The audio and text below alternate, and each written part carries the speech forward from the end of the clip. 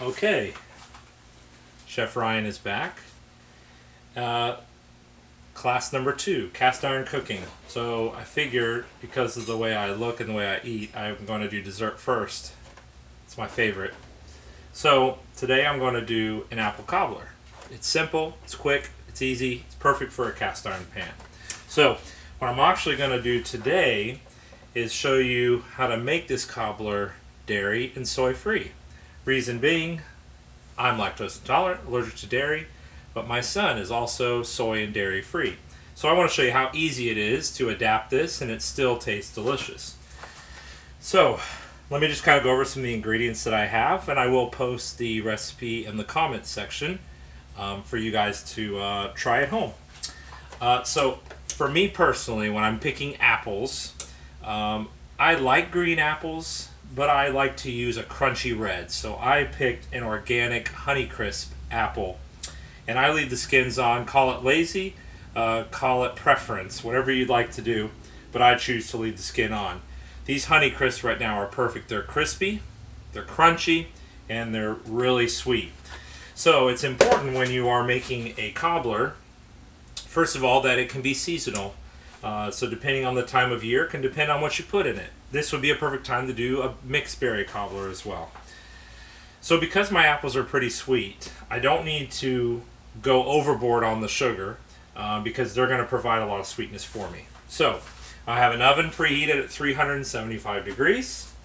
I've got my cast iron 10-inch pan in the oven right now because I like to get it preheated nice and hot. I've got my sugar, my all-purpose flour, brown sugar, and of course I've got my Pampered Chef rubber spatula here, and I've also got my Pampered Chef whisk that I'm going to use. So two different things we're going to do real quick is, first of all, I'm going to toss the ingredients that I need for the apples, then I'll make the topping. Some cobbler recipes use a crumble topping. I'm going to use something similar to that, but it's going to bake up just a little bit. So, apples. When we cut our apples, I prefer to use a ceramic knife, first of all because it helps stop the oxidization process. When we use stainless steel knife on an apple, it starts that browning to occur pretty quickly. So I need to work with these first to get them ready to go. So, for me personally, the recipe does call for cinnamon, but I am going to use a little pumpkin pie spice. It's got some clove, it's got some nutmeg, it's got some cinnamon in there, it's got stuff that I like. A little sweet and a little savory for me. So as you can see, I'm perfectly measuring it. And I don't need a lot in there because I'm going to put a little bit in the topping as well. We're going to give it a splash of vanilla extract. And I've had chefs say you can never go wrong with a little too much vanilla extract. We are going to do a pinch of salt. Okay, I use a kosher salt. I never use an iodized table salt. And let's see, we need some brown sugar. So, brown sugar is always packed.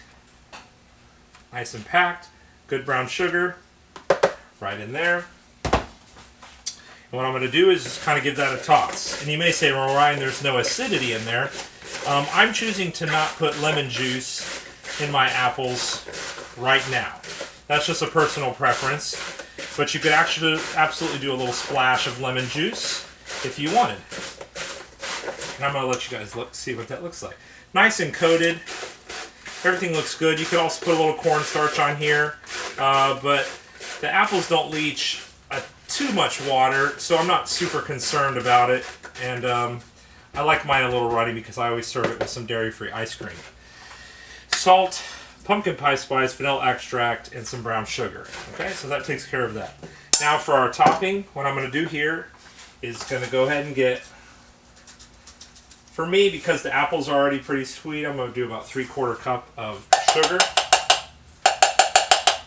And I'm going to do a cup of my all-purpose flour. Now I have a dairy-free, soy-free butter that I melted, 5 tablespoons of that in there. I need some baking powder, 2 teaspoons, 1, 2, and I love Publix Sweet and Original Almond Milk, so that's what I'm going to use, and I need 3/4 of a cup. Although trying to find milk right now is pretty tough, so if I'm going to use it, I might as well use it on something sweet like dessert.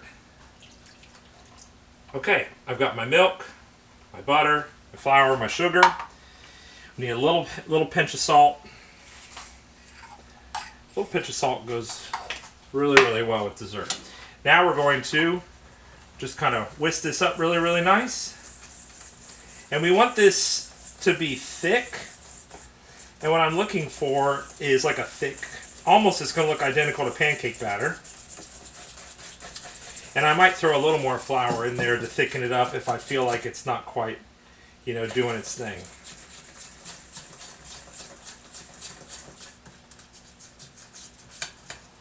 Okay.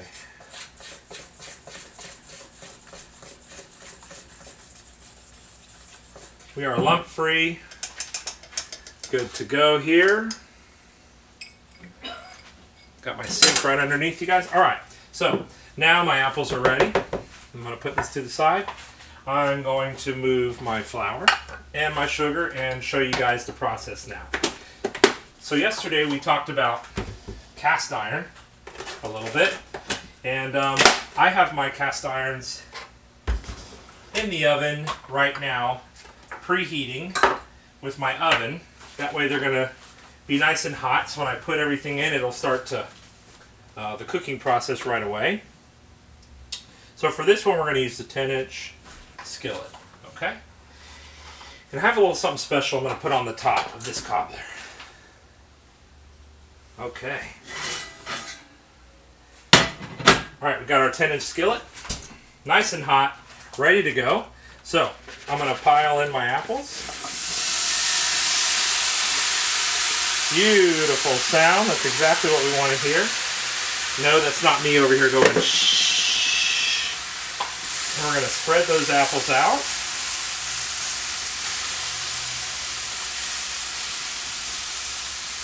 Instead of slices, I chose to cut my apples up kind of into chunks. Doesn't need to be perfect. And then what I'm going to do is put this batter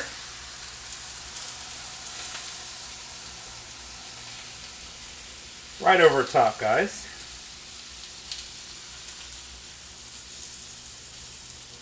Okay. We're going to use our little rubber scraper here. Perfect, works great. I like the length of this. It allows me to get in here without getting my hands all yucky. Alright, perfect. Okay, now what we're going to do is put the little finishing touches to make it look nice. So a little bit of cinnamon over the top. And then my special ingredient is I have this amazing super coarse sugar. And I'm going to take a nice handful of this and I'm going to sprinkle it on top. This is going to get it a really nice texture on the top.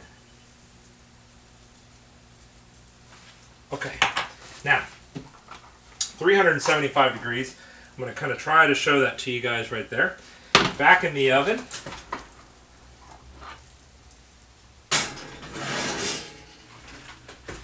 And I'm going to always set a timer for 15 minutes.